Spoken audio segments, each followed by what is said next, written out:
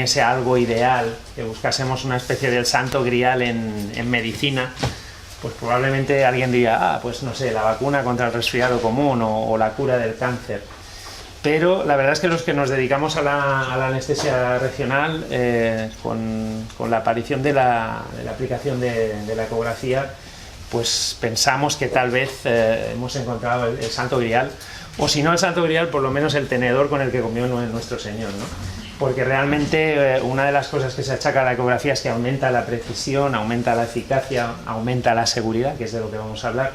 disminuye el tiempo de latencia y sobre todo en niños, muy importante, disminuimos la cantidad de anestésico local que utilizamos, ¿no? Que cuando hacíamos las técnicas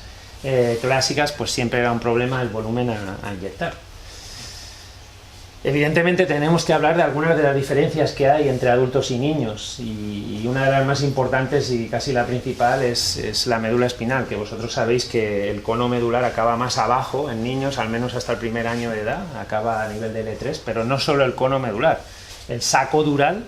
también acaba más abajo, o sea, acaba a nivel de S1, S2, con lo cual si vais a hacer una caudal, pues hay que ir con cuidado de no convertirla en una raqui y meter el volumen que inyectáis en la caudal dentro del saco dural, ¿no?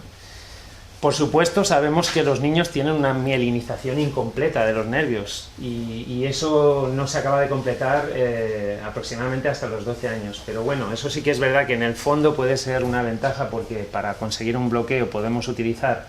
una menor concentración de anestésico local y ello repercute tal vez en una menor toxicidad, ¿no?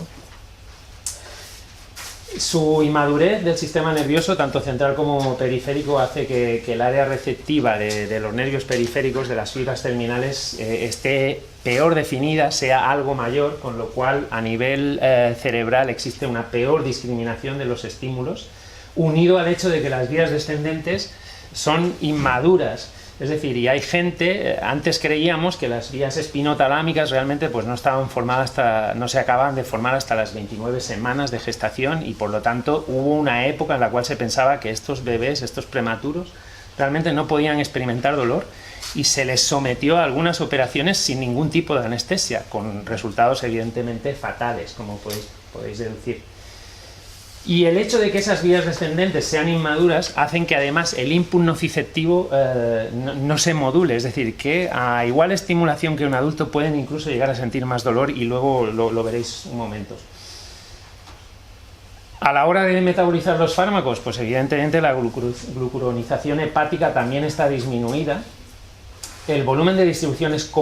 comparativamente mayor en niños que en adultos, porque evidentemente la composición del agua corporal es distinta, es 80% del volumen corporal es agua en un prematuro, 75% en un recién nacido a término, 65% en un lactante, y ya en los adultos pues 60%, ¿no? Pero además tenemos también menores niveles de proteínas, de la alfa-1 glicoproteína ácida y de albúmina, con lo cual hay menos proteína a la que se una el anestésico local, y eso hace que aumente la fracción libre. Si antes hablábamos que teníamos un mecanismo que disminuía la toxicidad por el volumen de distribución, pues ahora tenemos uno que tal vez nos la aumente, ¿no? Y por eso es muy importante, cuando tenemos una infusión de anestésico local, pues intentar no mantenerla más de 48 horas, sobre todo en niños muy pequeños, ¿no? Y evidentemente también hay cierto grado de inmadurez renal, con lo cual la clearance está, sobre todo en el primer año, está disminuida, con lo cual aumenta la vida media de estos fármacos, especialmente cuando se utilizan en infusión o cuando damos dosis repetidas, también hay que tenerlo en cuenta. Lo que os decía antes del input nociceptivo y de las vías, esto es un trabajo de hace unos años de una investigadora británica, Rebecca Slater, y ella lo que hizo en la UCI neonatal fue colocar pues el precursor del NIRS, ¿no? un óptodo y un emisor de luz, y lo que vio es si ante el estímulo, un estímulo doloroso, al hacer una analítica en el talón, pues había una alteración de la actividad de la oxihemoglobina y de oxihemoglobina. Y evidentemente la veía. Si recordáis la definición de la Asociación Internacional de Dolor, que para que se llame dolor, se defina como dolor, debe haber una experiencia consciente, pues en este caso de ahí venía el tema de decir, no, como las vías nociceptivas realmente, las espinotalámicas, no están formadas hasta la 29 semana, ahí no puede haber experiencia subjetiva de dolor. Pero fijaros que aquí tenemos las distintas edades, y fijaros que incluso en el de 25 semanas que tenía ingresado también había actividad cerebral, es decir, que el estímulo llegaba al córtex, a pesar de la inmadurez. No en las 29 semanas, que aquí evidentemente había, pero en 25 semanas también. Luego sabemos hoy en día que eso no es así, ¿no? Que aunque sean inmaduras, aunque no estén formadas, hay actividad cortical. Ella trabaja en el Wellcome Trust, y luego lo que se ha puesto ahora muy de moda, y es de lo que yo estoy haciendo la tesis doctoral, es de la resonancia magnética funcional.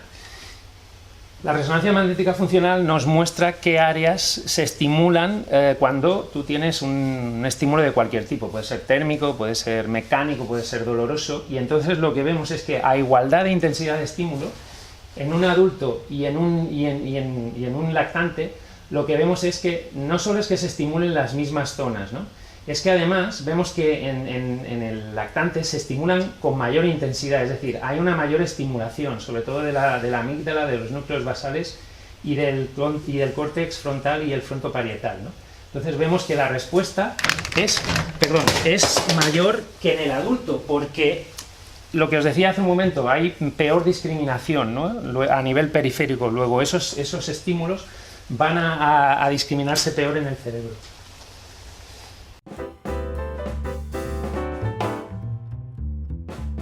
Si quiere continuar viendo el vídeo de manera gratuita, puede hacerlo en la sección de vídeos de www.ultradissection.com. Y no olvides suscribirte a nuestro canal de YouTube. ¡Nos vemos en la web!